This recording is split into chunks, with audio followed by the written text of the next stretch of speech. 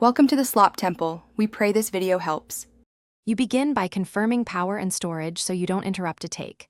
Plug in and charge to full, then insert and format the micro SD. This prevents file errors. Next, power on and run the quick gimbal calibration so motions are smooth. Hold the device level while it completes. Once done, choose resolution and frame rate based on your output.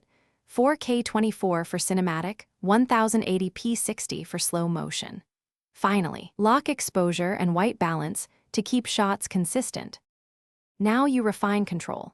Activate active track, tap your subject, and adjust follow sensitivity so the gimbal predicts motion without jitter. This keeps composition steady. If shooting bright scenes, attach ND filters and enable the right exposure mode. ND reduces shutter speed over exposure, while HDR preserves highlight detail. Switch to M mode to set shutter and ISO.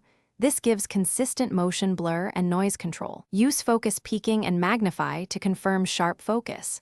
Make small finish by running a test clip to check framing, stabilization, and audio levels.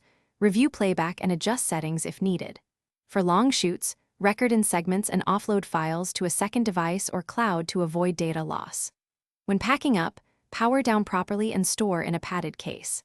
If you see gimbal drift or odd noises, recalibrate the gimbal and check firmware updates. Rebalancing with any attached microphone or lens often resolves instability. If problems persist, restart the device.